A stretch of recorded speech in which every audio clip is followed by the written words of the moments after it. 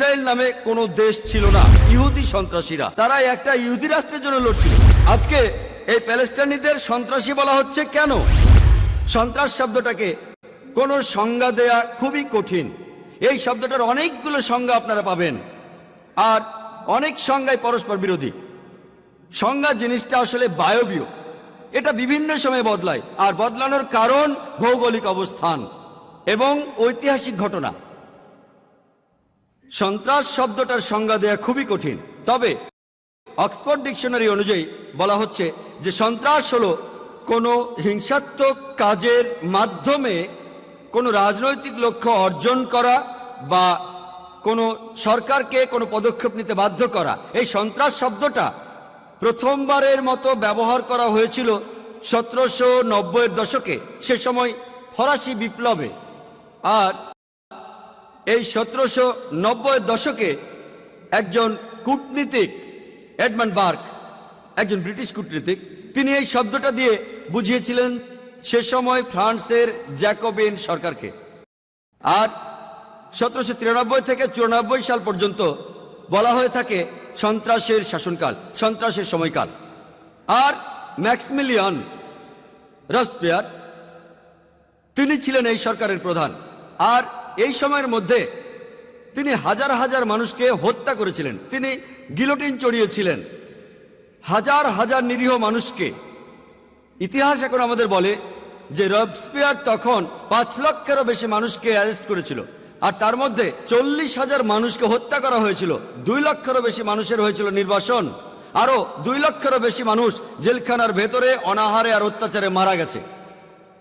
তাহলে এই সন্ত্রাস শব্দটা প্রথম ব্যবহার করা হয়েছিল ফরাসি বিপ্লবের সময় বিপ্লবীদের বোঝানোর জন্য। আজকে আমাদের আন্তর্জাতিক মিডিয়া আছে, আর সেখানে একটা কমন স্টেটমেন্ট সেটা দেয়া হচ্ছে বারবার, বিশেষ করে পশ্চিমা মিডিয়ায়।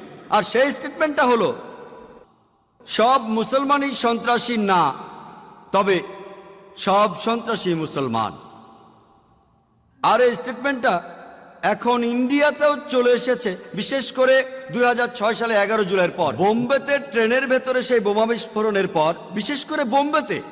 আর এখন আমরা দেখি যে এমনকি ইন্ডিয়াতেও, বিশেষ করে বোম্বেতে, লোকজন একই কথা বলছে বারবার যে সব মুসলমানই সন্ত্রাসী নয়, তবে সব সন্ত্রাসী মুসলমান।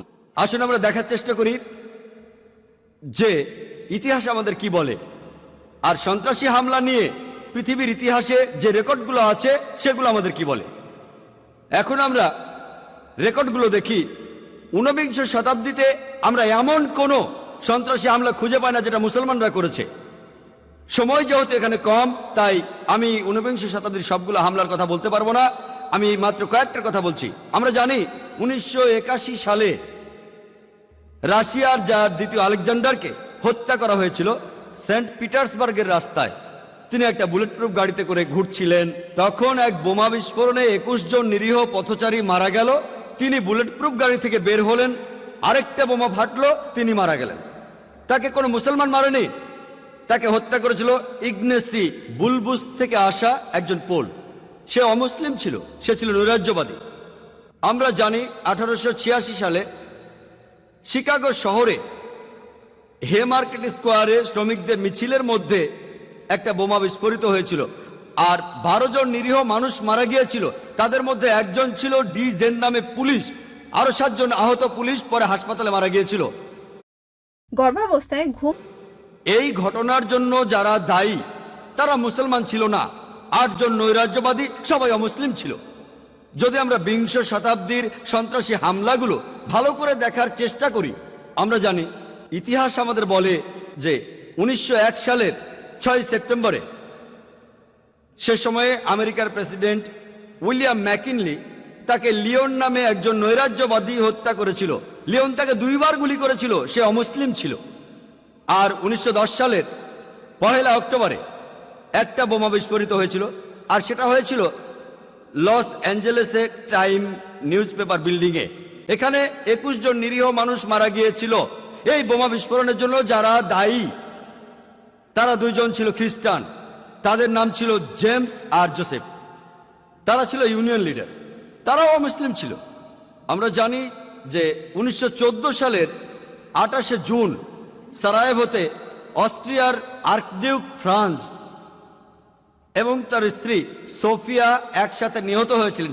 এখান থেকেই শুরু হয় প্রথম বিশ্বযুদ্ধ। আর এই হত্যাকাণ্ডের জন্য যে লোকগুলো দায়ী ছিল তাদের দলের নাম ছিল ইয়াং বসনিয়া, আর তাদের বেশিরভাগই ছিল সার্বিয়ান, তারাও অমুসলিম ছিল। ইতিহাস থেকে আমরা জানতে পারি যে 1925 সালের 16ই এপ্রিল হয়েছিল একটা বোমা বিস্ফোরণ। ঘটনা ঘটেছিল বুলগেরিয়ার রাজধানী সোফায়ার সেন্ট ন্যাডিলিয়া চার্চে। এখানে 150 জনেরও বেশি নিরীহ মানুষ মারা গিয়েছিল, আহত হয়েছিল 500 জনেরও বেশি। এটা ছিল বুলগেরিয়ার নিজের মাটিতে তখন পর্যন্ত সবচেয়ে বড় সন্ত্রাসী আক্রমণ। আরেকটা কাজ করেছিল বুলগেরিয়ান কমিউনিস্ট পার্টি, তারাও অমুসলিম ছিল। আমরা জানি, ইতিহাস আমাদের বলে যে 1934 সালের 9ই অক্টোবর যুগোস্লাভিয়ার রাজা প্রথম আলেকজান্ডার, তাকে একজন বন্দুকধারী হত্যা করে যার নাম ছিল ভ্লাদা জার্জিভ। সেও একজন অমুসলিম ছিল। প্রথম যে আমেরিকান প্লেনটা হাইজ্যাক করা হয় সেটা কোনো মুসলমান করেনি, কাজটা করেছিল ওর্টিজ নামে এক অমুসলিম। সে প্লেনটা হাইজ্যাক করে নিয়ে যায় কিউবায়, আর পরে সেখানে রাজনৈতিক আশ্রয় নেয়। আমরা যদি সন্ত্রাসী আক্রমণের ইতিহাসটাকে দেখি তাহলে জানতে পারবো যে 1968-র 28শে আগস্ট গুয়েতেমালার অ্যাম্বাসেডর, তাকে হত্যা করেছিল একজন অমুসলিম। 1969 সালে জাপানের অ্যাম্বাসেডরকে ছুরি মেরে হত্যা করেছিল এক জাপানি অমুসলিম। ব্রাজিলের অ্যাম্বাসেডর, সেই বিখ্যাত ঘটনা ওকলাহোমা বোম্বিং, সেটা হয়েছিল 1995 সালের 19শে এপ্রিল।